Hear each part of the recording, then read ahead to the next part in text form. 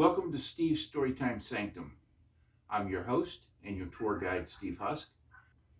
And today I'll also be playing the part of the bookshelf historian. In this capacity, I'll be telling you about stories that were published before the Sanctum went online. This is a science fiction short story called Venom Infinitum.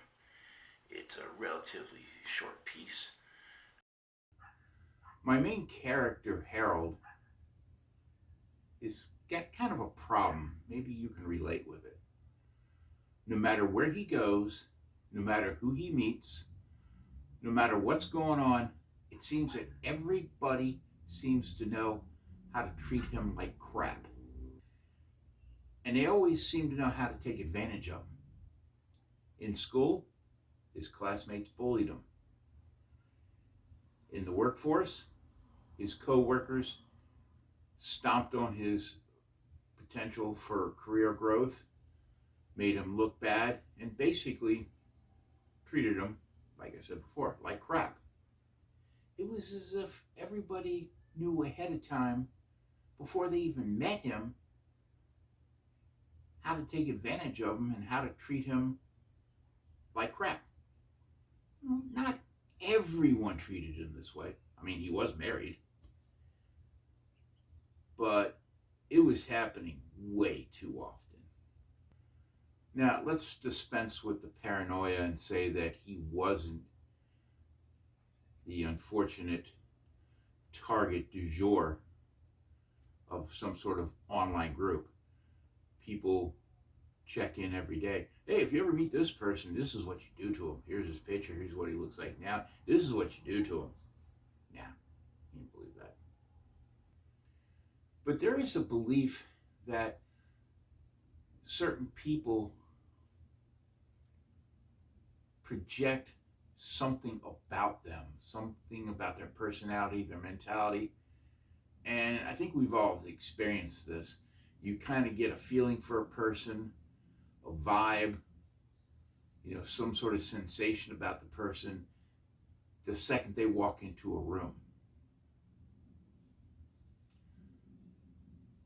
Well, Harold could believe this, and he had no idea to what degree he was right.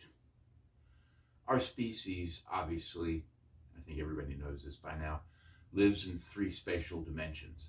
Excuse me for a second, buddy.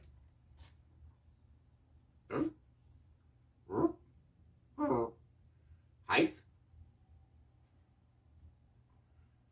length, width.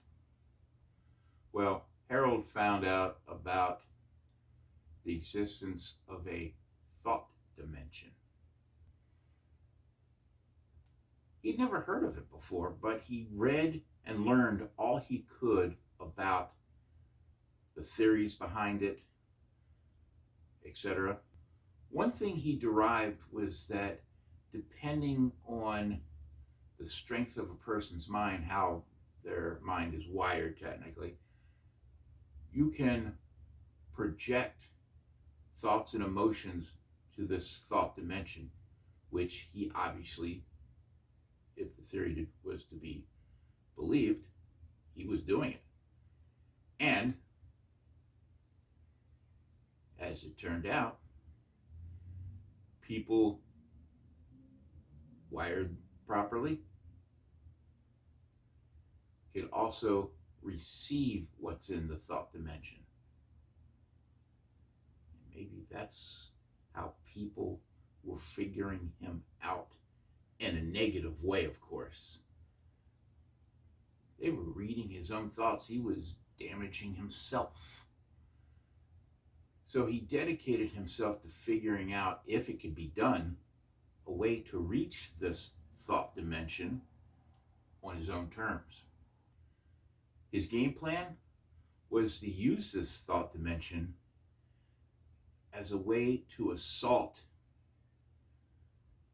his tormentors' minds with the same disrespect, unhappiness, viciousness, hatred, venom. Same things they were doing to him.